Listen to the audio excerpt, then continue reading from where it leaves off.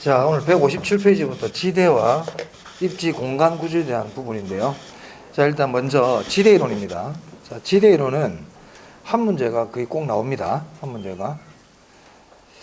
자, 거기 보시면 지대와 지가 이렇게 되어 있죠. 자, 지대 한번 볼까요? 동그라미 1번에 지대.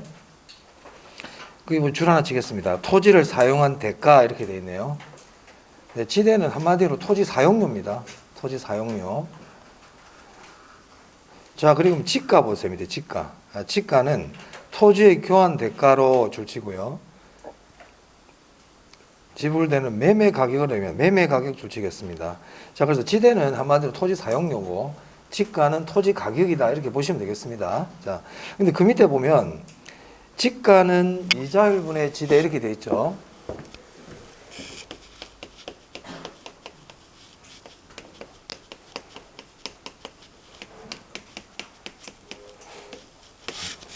이때 이제 우리 이자율을 할인율이라고도 부르는데요. 할인율. 이건 나중에 이제 투자론 가면 좀 자세히 배울 겁니다.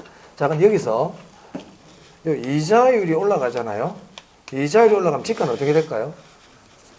네, 반대로 움직이죠. 분모와 이거는 반대로 움직이죠. 분모가 커지면 이거 어떻게 됩니까? 네. 2는 3분의 6이잖아요. 근데 이게 만약에 4가 돼버리면 2보다 커져요, 작아져요? 4분의 6 되면 1.25인가 밖에 안 되잖아요. 1.5잖아요. 안 그래요? 그러니까 이게 커지면 이게 작아지죠. 분모가 커지면 작아집니다. 그럼 이게 커지면 이건 어떻게 돼요? 같이 커지죠. 그래서 이 지가하고 이자율은 반비례 관계에 있어요. 분모하고는 반비례라고, 분자하고는 비례고요. 자, 그래서 거기 보시면 자, 식이 있는데 지가는 이자율분의 지대 이렇게 돼 있죠. 자, 오늘 참고 보세요. 참고에 보면 이런 말이 있네요. 셋째 줄에 따라서 줄치 보겠습니다. 거기 지가와 지대는 비례하고 지가가 커지면 지대가 커지면 지가는 올라간다 이 말입니다. 근데 이자율이 커지면 지가는 어떻게 된다? 작아진다. 그런 얘기죠. 그래서 지가와 지대는 비례하고 지가와 이자율은 반비례해요. 분모하고는 반비례한다고요. 이거 아셔야 돼요. 아셔야 돼요. 우리가 뭐 이런 식들이 나오면 자, 그 다음 전용수익과 경제지대는 조금 이따 하겠습니다. 넘어갑니다. 자, 이제 그 158페이지 보시면 지대결정이론이라고 나옵니다. 지대결정이론. 네, 오른쪽 페이지 참고 보세요. 참고 보시면 거기 지대논쟁이라고 있죠. 지대논쟁. 찾았습니까? 네, 거기 별표 하나 합니다. 자, 보시면 여기 고전학파하고 신고전학파가 있는데 고전학파와 신고전학파가 이 지대에 관한 견해가 달라요. 이 둘은 고전학파와 신고전학파는 경제학사에 나오는 학파들인데 이 둘의 지대를 바라보는 관점이 다릅니다. 자, 먼저 보시면 거기 둘째 줄에 고전학파는 지대를 잉여라고 되어 있죠. 네, 줄 치세요. 그거 별표하시고요. 근데 신고전학파는 지대를 생산 비용으로 봐요. 비용, 줄 치고 별표예요. 그리고 여기 지대는 생산 비용 되어 있잖아요. 그 옆에 이렇게 적어주세요. 괄호하고 생산 요소의 대가. 생산 요소의 대가가 비용입니다. 생산 요소의 대가가 비용이에요. 노동에 대한 대가가 인건비 뭐 이런 거거든요. 자, 그 다음에 그 밑에 토지, 노동, 자본 이렇게 되어 있는데요. 그게 뭐냐면 생산 요소예요.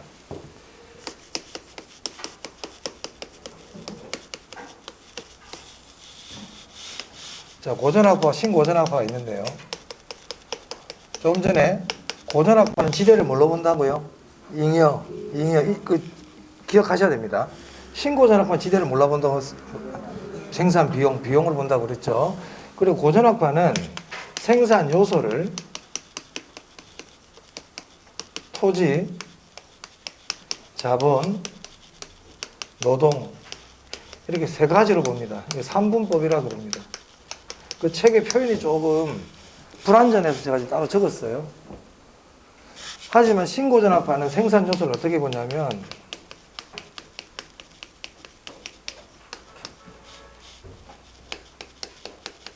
자본과 노동으로 봐요. 생산 요소를. 얘들 이분법이에요. 토지가 없다, 그죠? 토지가 없죠. 토지는 어디로 갔느냐? 신고전학파는 토지도 자본으로 봅니다. 토지도 자본으로 봐요. 그래서 거기 이제 표시에 보시면 신고전학파에 보면 토지, 노동, 자본 구분을 하지 않는다 해 놓으니까 아예 생산 요소가 없는 것처럼 이렇게 보여지잖아요. 그런 뜻이 아니고요. 생산 요소는 자본, 노동 두 개로 보고 저 말은 토지와 자본을 구별하지 않는다는 거예요. 신고전학파는 토지하고 자본을 따로 별도로 구별하지 않아요. 토지를 뭐로 본다고요? 자본으로 봐요. 토지를 자본으로 봐요. 그 사람들은 지주를 자본가라고 봅니다. 자, 무슨 말인지 이해되셨나요? 네. 자, 그 다음 그 밑에 건 그게 안 중요하고요. 그 밑에 고전학파 밑에 보면 생산물 가격이 지대를 결정 보이세요? 네, 그 줄치고 별표입니다. 자, 그런데 신고전학파는 지대를 비용으로 보기 때문에 비용이 가격을 결정하잖아요. 그래, 비용이 올라가면 가격이 올라가듯이 신고전학파는 지대가 생산물 가격을 결정해요. 고전학파는 뭐라고요? 생산물 가격이 지대를 결정한다.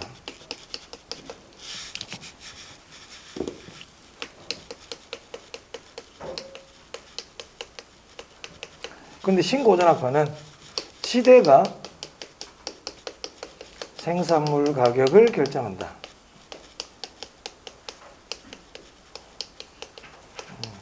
이 사람들의 견해 차이죠. 생산물 가격이 지대를 결정한다는 건 이런 의미죠. 생산물 가격이 올라가잖아요. 생산물 가격이 올라가면 지대가 올라가더라. 이렇게 보는 거고, 이 사람들은 지대가 올라가면 생산물 가격이 올라간다. 네, 이런 관점이 되겠습니다.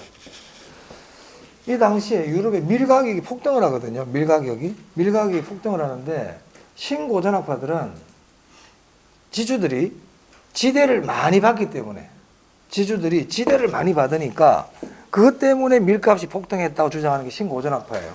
그러니까 지대 때문에 가격이 올라갔다. 그럼 그 사람들 입장에서는 지주가 좀 안 좋은 사람으로 보이겠죠, 그죠? 근데 고전학파는 그게 아니고, 야, 무슨 소리야? 사람들이 밀을 많이 사니까 밀의 수요가 증가해서 밀 가격이 올라간 거고 그로 인해서 지대가 올라간 거다 이렇게 주장한단 말이에요. 네. 어찌됐든 좀 기억하셔야 됩니다. 고전학파는 생산물 가격이 지대를 결정한다. 신고전학파는 지대가 생산물 가격을 결정한다. 그래서 거기 고전학파, 신고전학파에서 특히 중요한 게 두 가지. 아까 지대를 잉여로 본다고 그랬죠. 고전학파는. 신고전학파는 비용. 그리고 고전학파는 생산물 가격이 지대 결정, 신고전학파는 지대가 생산물 가격 결정. 이거 안 되면 외워주셔야 돼요. 네. 자, 그리고 그 위에 고전학파에 보면 앞으로 이제 지대론에서 외국 사람들이 좀 많이 나오는데요. 자, 고전학파에 리카르도 티넨 줄치고요. 이 사람들 고전학파입니다. 신고전학파는 마르크스, 밀 이런 사람들이 나오는데 마르크스 일단 신경 쓰셔야 되고요. 마르크스 신고전학파예요. 밀까지는 굳이 지금 우리 시험에 잘 안 나오니까 알아두시면 좋고요. 다 경제학자들입니다. 자, 그럼 그 밑에 이제 여러 가지 지대설이 나오는데 자, 지대에 관한 논쟁 제가 조금 전에 말씀드린 거는 알고 계셔야 됩니다. 알고 계셔야 돼요.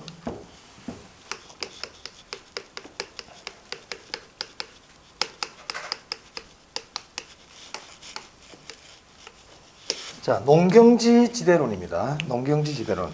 농경지라는 것은 농사 짓는 농지를 얘기하죠. 농지에서 발생하는 지대에 관한 이론이다. 네. 자, 우리 시험 교재 보시면 159페이지부터 나오는데 지대론에서는 특히 여기서 시험에 많이 나와요. 농경지 지대론에서. 자, 일단 농경지 지대론 11월 달 안 했습니다, 여기. 자, 우리 책에 세 가지 이론이 나옵니다. 세 가지 이론. 첫 번째가 차액지대설. 두 번째가 절대지대설. 세 번째가 위치지대설.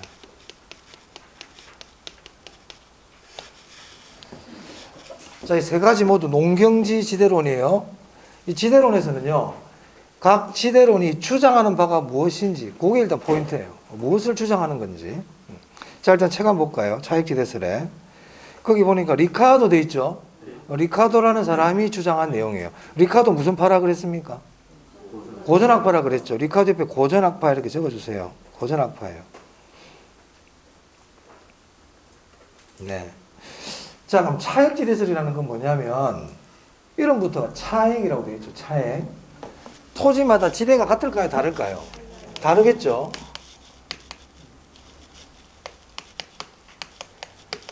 지대 차이의 원인에 대해서 이 사람은 규명을 했어요. 왜 토지마다 지대가 차이가 날까? 네, 토지마다 지대가 차이 날까? 네. 이 리카도는 사람은 비옥한 토지는 한정이 되고, 비옥하다는 말은 아시죠? 농사가 잘 되는 땅 있잖아요. 조금만 노력을 기울여도 농사가 잘 되는 기름진 땅들을 우리가 비옥도가 좋은 땅이라 그래. 이런 비옥도가 좋은 땅들은 한정돼 있고, 그리고 수확이라는 거는 그 토지에서 수확하는 수확량들은 점점 시간이 갈수록 줄어들게 돼 있거든요. 그걸 수확량 체감이라 그래요. 그런 건 안 중요해요. 안 중요하고, 이 리카도는 사람은 토지마다 지대가 차이 나는 이유는 비옥도 차이 때문이다. 이렇게 얘기합니다. 비옥도 차이. 그래서 리카도의 차익지대설에서는 이 비옥도라는 말이 가장 중요합니다. 비옥도. 자, 그 교재 보시면요. 동그라미 1번에 리카도는 비옥한 토지 공급은 제한되어 있고, 줄치겠습니다. 비옥도 딱 줄치세요. 동그라미 하셔도 괜찮아요. 그 비옥도라는 말이 중요해요. 비옥도와 위치에 따른 생산성의 차이가 있으며 수학 체감의 법칙을 전제, 수학 체감 법칙 줄치고요. 네, 거기도 별표. 하지만 비옥도가 더 중요해요. 그래서 비옥도라는 말이 나오면 차액지대설입니다. 그러니까 토지마다 지대가 차이 나는 이유는 무슨 차이 때문이다? 비옥도 차이 때문이다. 그러면 비옥도가 좋은 땅은 지대가 비쌀까요? 쌀까요? 비싸겠지. 비옥도가 낮은 땅은 지대가 낮겠죠. 네, 그런 내용이고요. 동그라미 2번에 보시면 거기 첫째 줄에 한계지라는 말이 나오죠. 그 밑에도 보면 또 한계지라는 게 있어요. 한계지가 뭐냐면 최열등지라고도 그래. 최열등지. 최열등지는 뭐냐면 농사 짓는 토지 중에서 비옥도가 제일 떨어지는 땅, 비옥도가 제일 낮은 땅을 최열등지라 그래요. 자, 먼저 줄부터 칠게요. 거기 밑에 한계지, 셋째 줄에 한계지 최열등지에서는 지대가 발생한다, 발생하지 않는다. 그 줄 치고 별표합니다. 사실 리카도의 차익지대설에서는 이 두 개 아시면 돼요. 비옥도하고 한계지에서는 지대가 발생하지 않는다. 이 두 개가 제일 중요해요. 그럼 한계지 지대가 0이라 그랬잖아. 지대가 발생하지 않는다는 지대가 0이라는 뜻이죠. 그럼 한계지하고 농사 짓는 땅하고의 비옥도 차이가 있겠죠. 맞습니까? 그 차이를 지대 차이라고 봐요. 그래서 거기 보시면 아까 동그라미 번에 차액지대란 해당 토지의 생산성과 한계지의 생산성과의 차이에 의해서 결정된다. 이게 무슨 말인지 이해됩니까? 한계지의 생산성이라는 게 일종의 한계지의 비옥도거든요. 그럼 A라는 토지가 있어. 근데 한계지가 D야. 한계지는 D 토지예요. 그럼 A 토지하고 D 토지의 생산성 차이가 뭐가 된다? 지대라고 본다 이 말입니다. 한계지는 지대가 제로잖아요.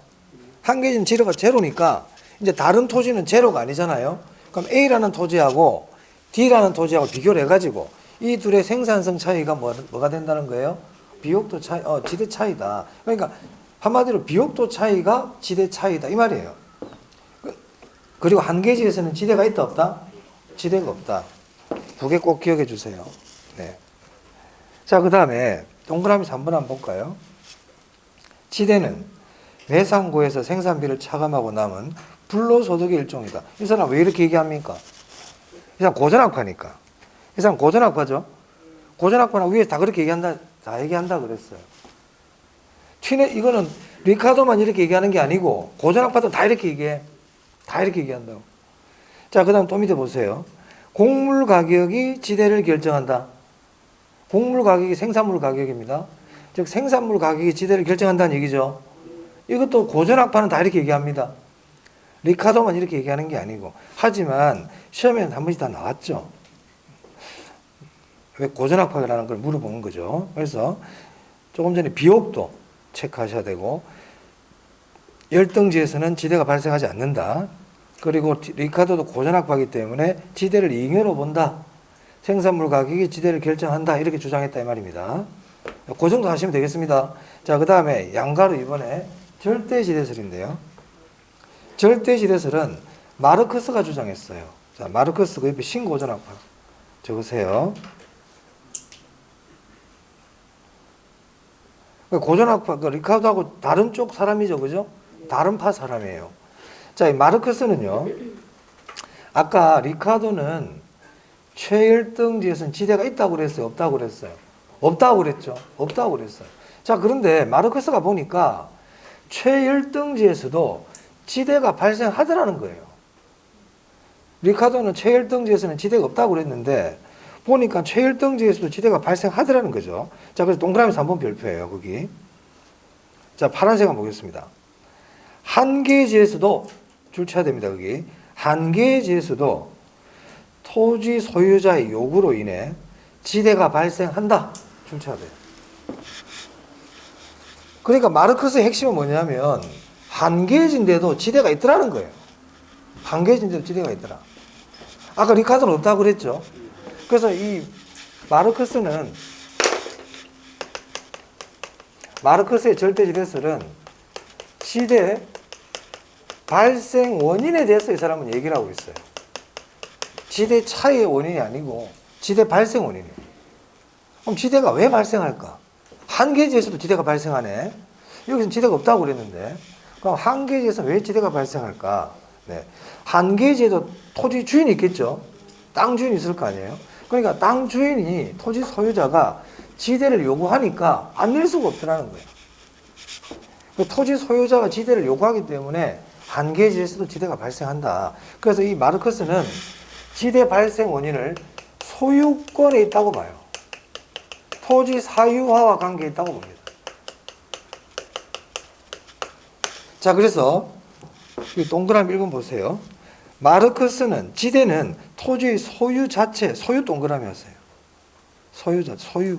소유라는 말 나오면 절대지대설이에요. 소유라는 말이 딱 등장하면 절대지대설입니다. 소유 자체, 토지 소유자가 토지를 소유하고 있다는 독점적 지위, 즉 소유권을 가진 토지 소유자들의 요구 때문에 발생한다는 거예요. 지대 발생 원인이 뭐라고요? 토지 소유자들의 요구 때문이다. 토지 소유자들의 요구 때문에 지대가 발생하기 때문에 주인이 있는 땅에서는 무조건 지대가 발생하게 돼 있다. 이 얘기예요. 이해되세요? 그래서 그 동그라미 이번에 보시면 토지 사유화 이런 말 보입니까? 네, 줄치고요. 다 같은 말들이에요. 소유, 소유권, 사유화 이런 말들이 나오면 네, 절대지대설이다. 자, 그러면 이 마르크스에 의하면 땅 주인이 있는 토지 소유자가 있는 토지에서는 지대가 다 발생한다고 그랬잖아요. 그 말은 있잖아. 비옥도하고는 관계없다는 거예요. 지대는 비옥도하고는 아무 상관이 없다. 그래서 그 밑에 보면 동그라미에서 3번입니다. 토지의 비옥도나 생산력에 관계없이 지대가 발생한다. 줄치세요. 그러면 이 마르크스의 주장대로 하면 지대가 발생하지 않는 토지는 있어요? 없어요? 없죠? 그러니까 모든 토지에서 지대가 발생하네요. 그럼 지대에 대해서는 예외가 없네? 그게 절대죠. 그게 절대지대설 이렇게 부릅니다. 이해됐습니까? 그래서 이제 마르크스 같은 사람들은 지주들이 참 나쁜 사람이라 보겠죠, 이제. 안 그래요? 지주들 때문에 지대가 올라가고, 지대가 올라가니까 생산물 가격도 올라가고, 그리고 한계지인데도 땅 주인들이 요구를 하면 지대가 발생하고, 토지 사유화라는 게 문제가 있다 보는 거죠, 이 사람들은. 그래서 이제 이분들이 나중에, 이 사람들이 토지를 몰수해야 된다, 이런 주장을 하는 사람들 아닙니까? 우리 마르크스, 레닌한테 그 마르크스죠, 이 사람들이. 그래서 이제 나중에 뭐 협동농장이라든지 뭐 이런 걸 뭐, 하여튼 그렇습니다. 어찌됐든, 마르크스, 소유권, 한계지에서도 지대가 발생한다. 생산력하고 지대는 무관하다. 뭐 이런 내용이 되겠습니다. 뭐 크게 어려운 내용 없죠? 네, 넘겨보세요. 자, 이제 위치 지대설인데요. 위치 지대설. 네. 튀넨이라는 사람이 주장했어요. 튀넨, 네, 고전학파입니다. 튀넨 고전학파다. 여기 튀넨은 고전학파이기 때문에 아까 이 차익 지대설 리카도였잖아요. 리카도의 주장을 다 인정합니다. 같은 파니까 다 주장을 해요. 근데 이 튀넨이라는 사람은요, 고립국이라는 저서가 있어요. 하나 일제 논문이라 볼 수 있겠죠. 지금 같으면. 이 고립국이라는 저서에서 어떤 얘기를 했냐면, 자, 지금 이 당시는 농경사회예요. 다 농사가 주업인 그런 시대란 말이죠. 자, 이거 시장인데, 시장을 중심으로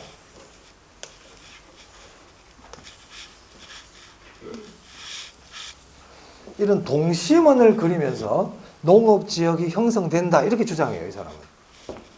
튀넨이 고립국 그러면 동심원 이런 거 정도는 좀 기억하시면 좋겠어요. 동심원. 튀넨이라는 사람은 고립국 이론했어요. 시장을 중심으로 동심원 모양의 농업지역이 형성된다. 그러면 이거 각 지역마다 농사 짓는 농작물이 달라요. 그러니까 동심원별로 농작물이 달라지더라 이 말입니다. 아시겠죠? 그런 내용이에요. 크게 자세한 건 모르셔도 돼요. 자, 그런데 아까 리카도는 비옥조 차이가 지대 차이 원인이라 그랬죠. 그럼 만약에 여기 A라는 토지가 있어요. A라는 토지가 있고 여기에 B라는 토지가 있다고 그래 봅시다. 근데 이 두 토지는 비옥도가 동일해. 비옥도가 동일하단 말이야. 그럼 리카도에 의하면 두 A와 B라는 토지는 지대가 차이 나면 돼요, 안 돼요? 리카도는 비옥도 차이가 지대 차이라고 그랬잖아. 근데 비옥도가 똑같다 그랬잖아요. 그럼 지대가 차이가 나야 돼요, 안 나야 돼? 리카도에 의하면 집중해야 돼. 집중해야 돼. 항상 수업 시간에 시작할 때 집중 딱 하고 딴 생각하면 안 돼요. 딴 생각하면 그러면은 비옥도가 똑같으면 지대가 차이 나면 안 되겠죠? 근데 갔더니 지대가 차이 나더라는 거예요. 튀넨이 가보니까. 비옥도가 똑같은데도 지대가 다르더란 말이야. 이거를 리카도는 설명을 못해요. 리카도는 이걸 설명 못한다고. 이걸 설명한 사람이 튀넨이에요. 튀넨. 그러니까 튀넨은 비옥도도 지대 차이의 원인이 되지만 비옥도가 똑같은 토지들도 지대가 차이가 나더라. 그럼 그 이유가 뭐냐? 그 원인이 뭐냐? 원인이 뭘 것 같아요? 이름을 봐. 위치 지대설이잖아요. A와 B가 위치가 다르더라는 거예요. 위치가 달라. 자, 이 시장으로부터 A 토지는 가깝고 B 토지는 멀죠? 위치가 다르잖아요. 그럼 거리도 다르겠네요. 그럼 이 말이 맞는지 보세요. 튀넨은 위치에 따라 지대가 차이 난다는 걸 설명했다. 튀넨은 거리에 따라 지대가 차이 나는 걸 설명했다. 맞아요. 그럼 위치가 다르고 거리가 다른데 왜 지대가 차이 날까? 자, 이 당시는 농경사회라고 그랬습니다. 그럼 농사를 지어서 시장으로 물건을 갖고 와야 돼요. 물건을 갖고 와야 된다고. 그럼 뭐가 발생할까? 수송비가 발생해요. 뭐가 발생한다고요? 수송비가 발생한다고. 수송비. A가 수송비가 많이 들어요. B가 수송비가 많이 들어요. B가 수송비가 많이 들죠. 수송비가 많이 들면 그 대신 지대가 싸다 이 말이야. 근데 A는 수송비가 얼마 안 되죠. B보다 수송비가 절감되잖아요. 그러면 수송비가 싼 대신에 절약되는 대신에 지대가 비쌉니다. 자, 정리합니다. 자, 튀넨의 결론은 뭐냐? 시장에서 외곽으로 나갈수록 지대가 비싸다, 지대가 싸다? 싸다. 일단 이게 결론이에요. 이 사람은 일단 위치에 따라 지대가 달라. 그 위치에 따라 지대가 어떻게 다른데? 외곽으로 갈수록 지대가 하락하더라 이 말입니다. 오케이? 중심에서 외곽으로 나갈수록 지대는 점점 하락하더라. 그 이유가 뭐냐? 수송비 때문에. 수송비가 많이 드니까 지대는 하락하더라 이 말이에요. 됐어요? 이게 제일 중요한 내용이야. 이 당시에는 수송비라든지 위치라든지 거리 개념, 수송비 개념이 없었어요. 튀넨이라는 사람이 처음 얘기했다고. 그러면 시험 문제를 풀 때 수송비 딱 나오잖아요. 그러면 튀넨이에요. 수송비 나오면. 거리 이런 말 나와도 친해이라 보시면 됩니다. 자, 우리 교재 한번 볼까요? 자, 동그라미 1번이네요. 튀네는 리카도의 차액지대론에 위치 개념을 추가시켜 입지지대론으로 발전시켰다. 뭐 참고로 보시면 되고요. 동그라미 2번 한번 볼게요. 시장과의 접근성을 고려하여 출처됩니다. 거리에 따른 수송비 개념을 도입하여 지대를 설명했다. 여기 거리 동그라미하고 수송비 동그라미 하시고요. 수송비 별표하세요. 수송비라는 말이 중요하단 말이에요. 그래서 결론이 뭐냐? 둘째 줄에. 자, 줄칩니다. 지대는 중심지에 가까울수록. 중심지가 시장이에요. 중심지에 가까울수록 수송비가 많이 들어, 적게 들어. 수송비가 적게 들죠. 시장이 중심인데. 네. 수송비가 어떻게 된다? 감소하니까 지대는 어떻게 된다고요? 높아지고. 보이시죠? 외곽으로 갈수록 수송비가 증가함으로 지대는 어떻게 된다? 낮아진다. 즉, 이렇게 정리하면 돼. 중심에서 외곽으로 갈수록 지대는 증가한다, 감소한다? 감소한다. 왜? 수송비가 늘어나니까. 수송비가 비싸면 지대가 싸. 수송비가 싸면 지대가 비싸. 이 말이에요. 그러면 지대하고 수송비는 비례관계야, 반비례관계야? 반비례관계란 말이에요. 반비례관계. 그래서 이제 그 밑에 보면 지대와 수송비는 반비례한다. 이런 말이 나오네요. 됐어요? 그렇게 보시면 되겠습니다. 나머지는 넘어갑니다. 자, 그 다음 161페이지입니다. 입찰지대설입니다. 입찰지대설. 자, 입찰지대로는 알론소라는 사람이 되어 있는데 옆에다 적으세요. 도시지대.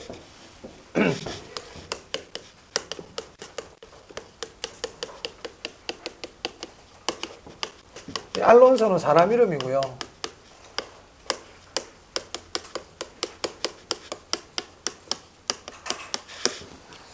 조금 전에 봤던 차액지대설, 절대지대설, 위치지대설은 농경지지대론이에요. 농경지.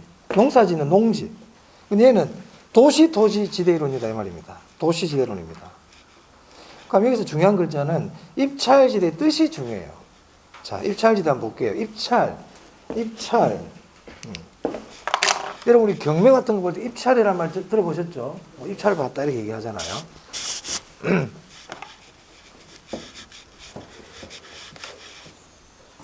자, 이게 도시토지입니다. 이 도시토지의 이용은 어떤 식으로 이용되느냐? 주거용, 상업용, 공업용 토지로 이용이 되죠. 이걸 우리가 뭐라 그래요? 택지죠. 맞아요. 도시는 이게 도시토지란 말이야. 주거용, 상업용, 공업용으로 이용이 돼요. 그럼 이거 벗어나면 여기는 뭘까? 농지지, 농지. 맞아요? 도시토지를 벗어나면 이제 그때부터 뭐가 된다? 농지. 지금 여기 공부한 거예요. 농지. 이제 농경사회에서 도시사회로 이제 발전되잖아요. 그러면서 이제 입찰지대론이 나왔단 말이야. 그러면, 자, 이 도시토지를 이용하려고 하는데, 이 도시토지는 주거용으로도 이용할 수 있고, 상업용으로도 이용할 수 있고, 공업용으로도 이용할 수 있단 말이에요. 그럼 여러분들이 도시토지를 이용하려는 사람들입니다. 그럼 여러분들은 전부 주거용으로 이용하는 사람, 상업용으로 이용하겠다는 사람, 공업용으로 이용하겠다는 사람이 다 모여 있어요. 어떤 분은 집 짓겠다. 땅에다 집을 짓겠다는 사람도 있을 거고, 상가를 짓겠다는 사람도 있을 거고, 공장을 짓겠다는 분도 있단 말이에요, 여기. 그럼 여러분들이 토지가 어떻게 배분해야 될 거 아니에요? 안 그래요? 토지를 어떻게든 토지가 할당이 돼야 될 거 아닙니까? 이 토지에 대해서. 자, 그럼 어떻게 토지가 할당이 되느냐, 이 말이야. 자, 예를 들었어요. 자, 이 토지예요. 자, 이 토지 이용하실 분, 얼마 낼 수 있는지, 한 달에 얼마 낼 수 있는지 적어내세요. 이랬단 말이에요. 내가 저 토지를 이용하면 한 달 이 정도 내겠습니다. 하고 적어내라 그랬단 말이에요. 우리 경매 입찰 보듯이. 그럼 여러분들이 다 적어냈어. 적어냈죠? 그럼 여러분들이 적어낼 때 여러분들이 낼 수 있는 최고 금액을 적어낼까요? 최저 금액을 적어낼까요? 네? 최고 금액을 적어내겠죠? 왜 저걸 찾아야 되니까 내가. 저기 토지 이용 주체들이 토지를 이용하겠다고 하는 사람들이 적어낼 수 있는 최고 금액을 입찰지대라고 불러요. 무슨 말 이해되세요? 그리고 경매 볼 때 내가 적어내는 금액 입찰 금액이라고 그러잖아. 입찰지대라 그런다고. 입찰지대. 자, 교재 한번 볼까요? 입찰지대란 동그라미 1번입니다. 입찰지대란 동그라미 1번 별표하세요. 입찰지대란 줄 딱 치고 토지 이용자가 지불하고자 하는 최대 금액을 말하며 줄 치시고요. 그리고 최대 금액 동그라미하고 별표예요. 최소 금액으로 잘래요. 입찰지대란 토지 이용 주체가 지불하고자 하는 최대 금액입니다. 잊어먹지 마세요. 그럼 이 사람들은 과연 얼마까지 적어낼 수 있을까 이 말이에요. 얼마까지. 자, 그 뒤에 초과 이윤이 0 줄칩니다. 초과 이윤이 0이 되는 수준의 지대를 의미해요. 그 입찰지대 그럼 두 개 기억해야 돼. 첫 번째, 토지 이용자가 지불하고자 하는 최대 금액. 두 번째, 초과 이윤이 0이 되는 수준의 지대다. 자, 이것도 한번 크게 그대로 기억을 하시면 좋은데 좀 이해를 돕기 위해서 설명을 좀 드리면요. 자, 우리가 이윤은요.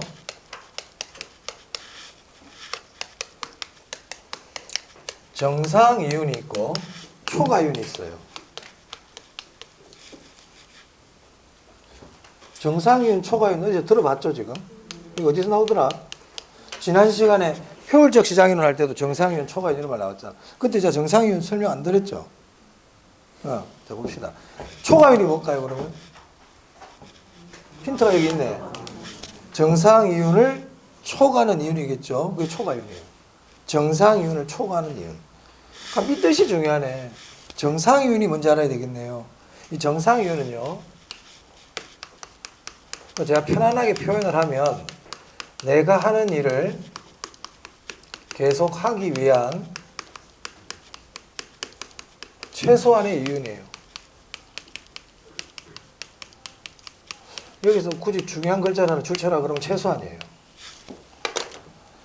제가 식당을 해요.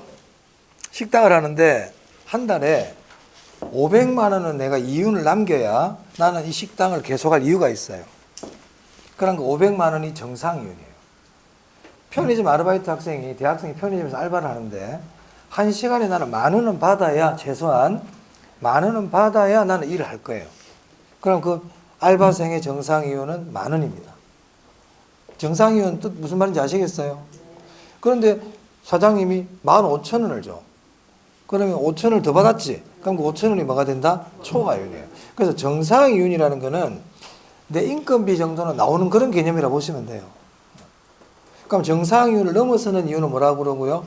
초과 이윤. 정상 이윤보다 안 되면요. 그럼 뭐라 부를까? 그건 손해인 거예요. 손실이란 말이에요. 그럼 내가 그 일을 하면 안 되죠. 맞아요? 정상 이윤이 딱 기준이 된다. 그래서 정상 이윤을 우리가 균형이라 그래요. 자, 그럼 아까 입찰지대라는 게 내가 이 토지를 이용하기 위해서 써내야 되는 금액이라 그랬잖아요. 맞아요? 근데 이왕이면 적게 적어내고 싶죠. 이왕이면 적게 적어내고 싶잖아. 그래서 출제자들이 최소 금액으로 잘 낸단 말이에요. 근데 봐, 이 사람은 적게 적어내버리면 그 토지를 차지할 수가 없어요. 그러니까 내가 낼 수 있는 최대 금액을 적어내야 돼. 여러분 경매할 때 생각해 보면 되잖아. 경매할 때 누가 입찰가를 갖다가 높게 적고 싶은 사람이 누가 있어요. 내도 나가야 되는데. 하지만 내가 입찰 가격을 적게 적어내면 그 경매 물건을 내가 차지할 수 있어요, 없어요? 없지. 그러니까 어떻게 내가 낼 수 있는 최대 금액 내야 될 거 아니에요. 그 얘기하고 있잖아 지금. 맞아요? 그래서 최대 금액이란 말을 잘 물어본단 말이야. 자, 그런데 내 경쟁자들이 있을 거 아니에요. 그럼 내가 만약에 10,000원을 적어내. 10,000원을 적어내면 초과 이윤이 한 2,000원 정도가 남아. 10,000원을 적어내면 난 2,000원을 남길 수가 있어. 내가 만약에 토지를 차지하게 되면. 근데 내 경쟁자는 그 2,000원도 포기해버리는 거야. 지가 그냥 일을 계속하기 위할 정도만 있으면 되니까 12,000원을 적어내버려. 나는 초과 이윤 2,000원을 노리고 있는데 얘는 초과 이윤도 포기해버리고 지 정상 이윤만 얻을게. 나는 정상 이윤만 있으면 돼. 왜? 정상 이윤 넣는다고 손해는 아니니까. 그 12,000원을 적어내버린단 말이야. 그럼 나는 차지할 수가 없죠. 그래서 입찰자들은 전부 다 초과 이윤을 포기한 정상 이윤 수준의 지대만을 적어낸다 이 말입니다. 오케이? 그렇지. 그게 내가 낼 수 있는 최대 금액이니까. 초과이윤도 포기하겠다는 거예요. 초과이윤 포기할게. 그런 의미입니다. 됐어요? 그런 뜻이다. 그래서 초과이윤이 0 안 되면 기억하셔야 돼요. 초과이윤 최대 그러면 안 돼. 자, 그럼 이 토지는 누가 차지합니까? 최고 금액을 제시한 사람이 차지하겠지. 맞아요? 그럼 제 말이 맞는지 보세요. 도시 토지는 최대의 지불 능력을 갖고 있는 사람에게 할당된다. 왜? 그게 입찰지대의 핵심 내용이에요. 가장 돈 많이 내겠다는 사람한테 주겠다는 거예요. 맞아요? 자, 정리합니다. 자, 저 토지를 쓰고자 하는 사람들은 많습니다. 경쟁이 치열할 거 아니에요. 근데 누구에게 주긴 줘야 되잖아. 한정돼 있으니까 토지가. 그럼 누구에게 주느냐? 가장 많은 금액을 쓴 사람한테 주겠다는 거예요.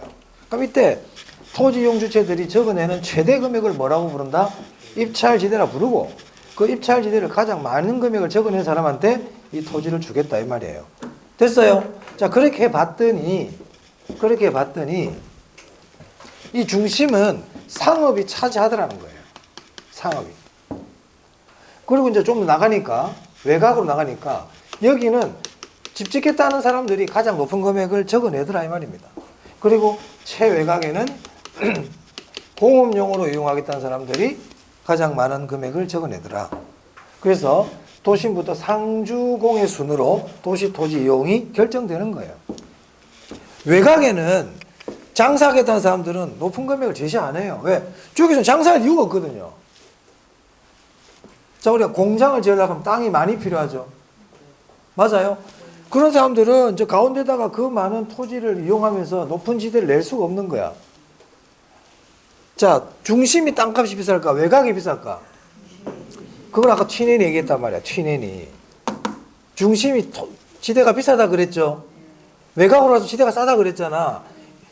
이 알론소도 튀넨의 이론을 응용하거든요. 튀넨의 이론을 받아들여요. 튀넨의 이론을 받아들여. 튀넨의 이론을 받아들인다는 거는 중심이 지대가 제일 비싸. 외곽으로 갈수록 싸. 그럼 비싼 중심에서 공장을 지으려면 땅이 얼마나 많이 필요해요. 근데 그게 어떻게 이 사람들이 그 많은 지대를 지불할 수 있겠어요. 그러니까 안 된단 말이야. 여기는 공장 지으라고 너가 써 그래도 공장 안 지어. 여기는 공장 하려면 땅이 한 10,000평 이상 되는데 이 비싼 땅에다 10,000평짜리 토지 가지고 공장할 수 있겠어요? 안 되죠. 그러니까 중심은 토지를 조금만 써도 이해됩니까? 무슨 말인지? 토지를 조금만 써도 돈을 벌 수 있는 그런 게 있어야 될 거 아니에요. 왜? 땅값이 비싸니까. 그게 상업이잖아. 이거 시내 한 평짜리 땅에다가 뭘 할 수 있겠어요? 커피숍을 할 수 있잖아요. 커피 있잖아. 테이크아웃. 그런 걸 할 수 있으면 여기다 한 평짜리 집을 짓겠어요. 공장을 짓겠어요. 한 평 땅 가지고. 그러니까 중심에는 상업이 될 수밖에 없다. 그런 내용인데 사실은 거기까지는 모르셔도 좋아요.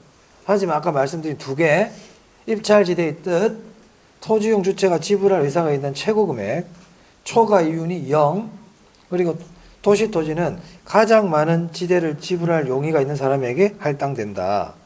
맞아요? 그걸 기억해 두세요. 자, 그래서 동그라미 2번 보세요. 어떤 토지든지 주치겠습니다. 입지 경쟁의 결과 최대의 지불 능력을 가지고 있는 입지 주체가 이용된다. 여기까지 줄을 칩니다. 줄 쳤어요? 네. 자, 그럼 아까 중심은 도시 토지가 차지한다고 그랬죠? 도시 토지가 차지하는 이유는 동그라미 4번이에요. 특정 토지는 입지 경쟁이 발생하는 경우에 최대의 순현재 가치를 올릴 수 있는 이용에 할당된다. 이게 무슨 말인지 이해됩니까? 이 순현재 가치란 말이 지금은 정확하게 배우지는 않았지만 그냥 이윤, 순수 이윤, 순이익 이런 개념으로 보세요. 그러니까 가장 많은 이윤을 올릴 수 있는 경우에 이용으로 할당된다 이 뜻이에요. 아까 가운데는 공장을 못해요. 아예 상업보다. 상업을 이용했을 때 순현재 가치가 더 크단 말이야. 그러니까 중심은 뭐로 이용이 되고 상업용으로 이용되더라 이 말입니다. 자, 그래서 그 다음 볼까요? 최대의 순현재 가치를 올릴 수 있는 원인은 무엇이든 상관이 없다 이렇게 되어 있네. 이게 무슨 말이냐면 처음에 여기다가 상업하라고 정해준 겁니까? 야, 상업한 사람 여기 있어, 주거는 여기 있어 이렇게 정해준 게 아니죠. 어떤 용도로 이용하는 건 관계없다니까. 근데 금액을 적어내라 해보니까 저 가운데는 상업하겠다는 사람들이 가장 많은 금액을 적어내더라는 거예요. 그래서 그걸 이용하게끔 해준 거지 어떤 용도로 이용하는 관계없어. 그래서 입찰 시대의 가장 큰 핵심은 가장 돈 많이 내는 사람에게 주겠다는 거예요. 가장 돈 많이 내는 사람 주겠다. 근데 누가 가장 많은 돈을 낼 수 있겠어요? 가장 큰 수년제 가치를 올릴 수 있는 사람이 가장 많은 지대를 낼 수 있잖아요. 맞아요? 뭐로 이용하는 관계없다는 거예요. 가장 돈 많이 내는 용도로 써라. 이 얘기입니다. 자, 그렇게 했더니 상주공이 되더라. 이런 내용이 되겠습니다. 자, 나머지는 크게 안 보셔도 되고요. 그 정도 보시면 되겠습니다. 자, 그 다음 162페이지 보겠습니다. 자, 162페이지 보시면 생산 요소의 대체성이라고 있죠? 네, 이거 좀 설명드릴게요. 사실 이것도 뭐 결론만 아시면 되는데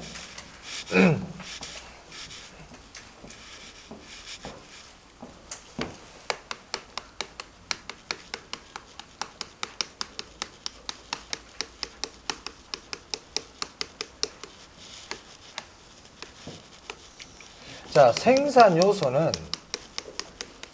가장 대표적인 게 토지, 자본, 노동, 이게 대표적인 생산 요소예요.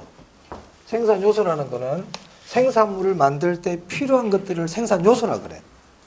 근데 생산 요소를 세 개로 하니까 설명하기 너무 힘들어서 참 편의상 이 두 개라고 보는 거예요. 그럼 토지하고 자본을 투입하면 생산물이 나온다. 이 얘기입니다. 그럼 대체라는 말이 뭐예요? 바꿀 수 있다는 거죠. 대신할 수 있다는 거죠.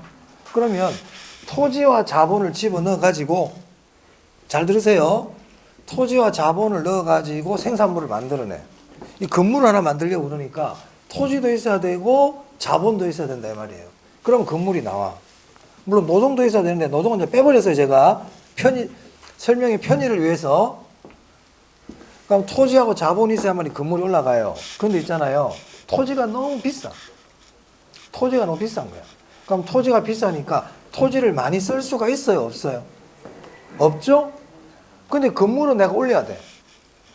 100명이 사용할 수 있는 집을 만들어줘야 돼. 그런데 토지가 너무 비싸니까 토지를 많이 쓸 수는 없어. 그럼 어떻게 해야 될까? 토지 대신에 자본을 많이 집어넣는 거예요. 응?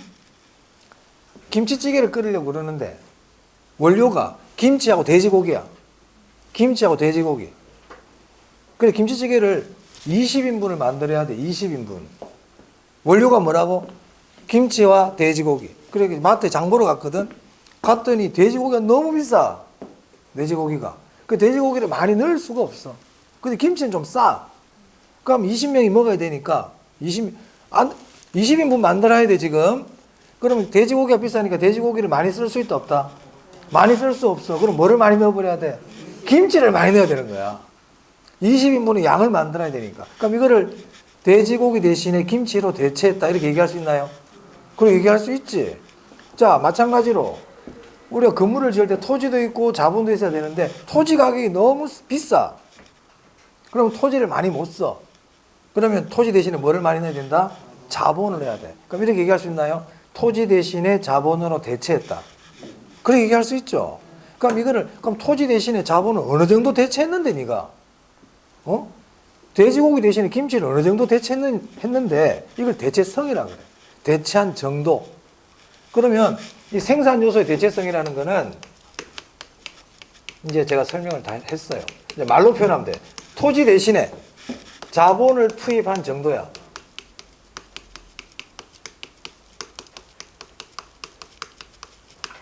그럼 볼게요, 이제.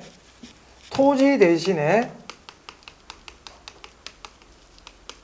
자본을 많이 투입했다. 토지 대신에 자본을 많이 투입했다. 그럼 이 말은 토지를 많이 사용했다는 거야? 토지는 적게 사용했다는 거예요? 토지는 적게 사용하고 그 대신에 자본을 많이 썼다 이 말이잖아요. 맞아요? 이걸 어떻게 표현하냐면 토지에 대한 자본의 대체성 이렇게 불러요. 토지에 대한 자본의 대체성. 토지에 대한 자본의 대체성이라고 부릅니다.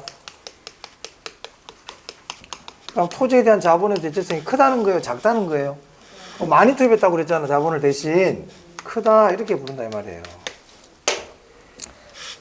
제가 하고 싶은 얘기가 뭐냐?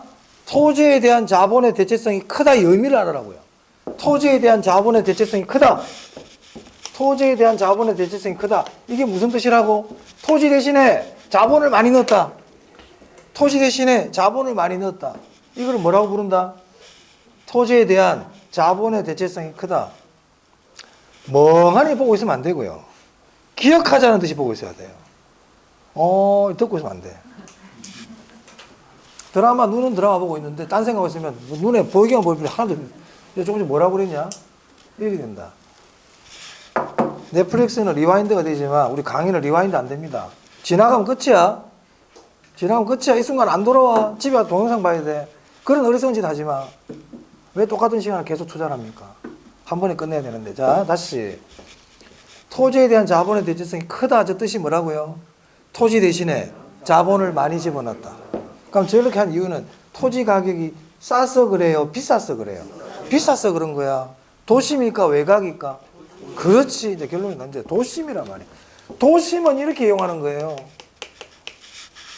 도심은 토지에 대한 자본의 대체성이 크다. 이렇게 이용하는 걸 뭐라고 그러냐면 우리 예전에 배웠어. 이런 걸 집약적 이용이라 그래. 뭐라 그런다고요? 네, 이게 집약적 이용이에요. 그래서 집약적 이용이라는 거는 토지가 너무 비싸니까 토지 대신에 토지는 조금 줄이고 토지 사용은 줄이고 자본을 더 많이 넣어가지고 건물을 위로 올려버리는 겁니다. 고층 건물을 얘기하는 거예요. 수직적 이용입니까? 수평적 이용입니까? 수직적 이용이죠. 입체 이용이라고 해도 괜찮아요. 자, 우리 교재 한번 볼까요, 이제 다 했어요. 자, 163페이지입니다. 특징 보세요, 거기. 도심 지역은 지가가 비싸. 도심 동그라미. 지가가 비싸. 그래서 상대적으로 싼 자본을 많이 넣어. 그래서 그 뒤에 줄 칠게요. 토지에 대한 자본의 대체성이 크다. 이거를 집약적 이용이라고 그래요. 자, 이제 동그라미 2번이다. 외곽도 줄 치시고, 외곽. 그러니까 외곽으로 가면 토지 가격이 싸죠? 그러니까 토지를 많이 써도 돼. 토지를 많이 쓰고 그 대신 자본은 적게 내도 돼. 그래서 그 뭐라고 돼요? 토지에 대한 자본의 대체성이 어떻다? 작다. 이렇게 이용한 거를 조방적 이용이라고 그래요. 조방적 이용. 그러니까 조방적 이용은 토지를 옆으로 많이 쓰는 거란 말이야. 그래서 조방적 이용 옆에다가는 수평적 이용 이렇게 되겠네요. 수평적 이용.